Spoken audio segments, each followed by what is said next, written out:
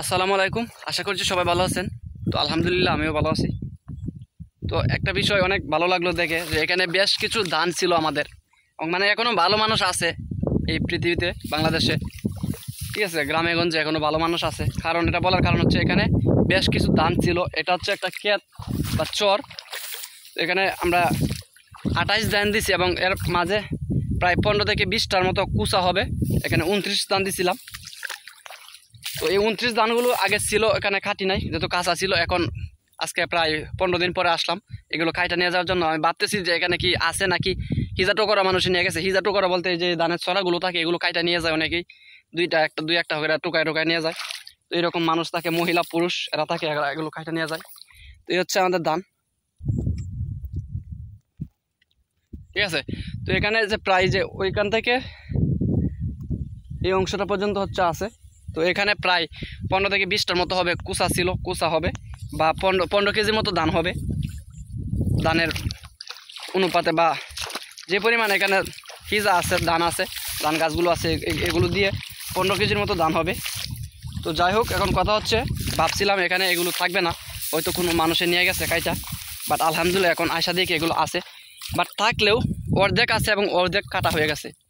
এই যে এই জায়গাটাই দেখেন, এখানে কিন্তু আরও ছিল। তার মানে বোঝা যাচ্ছে যে অর্ধেকটা কাইটা নিয়ে গেছে একদিন, হয়তো আজকে আয়সা আরও কয়েকটা নিয়ে যেত এবং এরপর অথবা অন্য একদিন আয়সা আরও কয়েকটা নিয়ে যেত। মানে যতটুকু জায়গা ছিল তার 3 ভাগের 1 ভাগ নিয়ে গেছে কাইটা অলরেডি, আর 2 ভাগ রয়েছে। তার মানে বোঝা গেছে এগুলো অন্য মানে একদিনে যদি নেওয়া যায় তাহলে হয়তো ধরা খাবে, যদি দেখতো কেউ তাহলে হয়তো চিল্লাইতো বা বকাবকি করতো। এই কারণে সম্পূর্ণটা নেয় নাই। এবং এখন রাইট নাও আমি আসছি দানকুনিয়ার হাওরে, অ্যান্ড এটা হচ্ছে দানকুনিয়া হাওরের একদম মেইন পয়েন্ট বা মিডল পয়েন্ট, একদম মাঝখানে আছি। ওই পাশে হচ্ছে দিগজান গ্রাম, ওই যে দেখা যাচ্ছে দূরে। ওকে, তো এদিকে হচ্ছে বাবুপুর। তো যাই হোক, এখন কথা হচ্ছে এখান থেকে দিগজান থেকে এই গ্রামটা থেকে এখানে আসতে আমার প্রায় 30 মিনিটের মতো লাগছে। বাট মানে 30 মিনিটের মতো লাগছে, কোনো মানুষ যদি চাইতো এই ধানগুলো কাইটা নিয়ে যাবে তাহলে নিয়ে যেতে পারতো। তো 3 ভাগের 1 ভাগ নিয়ে গেছে, আলহামদুলিল্লাহ এখনও 2 ভাগ আছে। তো এতটা দূর পথ আসতে লাগে 30 মিনিট এবং যাইতে লাগে 30 মিনিট। চাইলে যে কেউ অনায়াসে কাইটা নিয়ে যেতে পারতো, কারণ যেহেতু আমরা আসি না এখানে, এবং কাজের ব্যস্ততার জন্য, বৈশাখ মাসে কী পরিমাণ কাজ থাকে সবাই তো জানেন, কাজের ব্যস্ততার জন্য এখানে আসতে পারি নাই। তো যাই হোক, এখন এগুলো কাইটা নিয়ে যাব। এখন যে কয়টাই হয়, এখন দেখা যাচ্ছে এখানে গরু আসছিল, গরু আসছে ওইখানে ধান খাইছে। এই যে ধানগুলো ছড়ানো ছিটানো অবস্থায় আছে। তো এখানে হচ্ছে এইদিকে একটা বিল আছে এবং এটা কোনো এই বছর সেচা হয় নাই। তো এটা সেচলে অনেক মাছ পাওয়া যায়।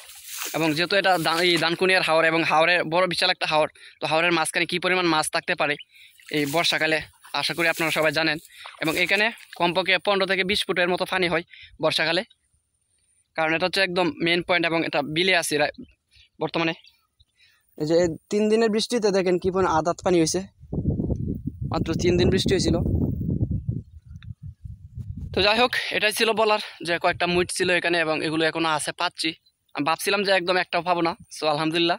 তো যাই হোক, সবাইকে ধন্যবাদ কষ্ট করে দেখার জন্য ভিডিওটা, ঠিক আছে। তো দেখা মানে অনেকদিন পরে ভিডিও করলাম, এই যে কাজের ঝামেলার জন্য ভিডিও করতে পারি নাই।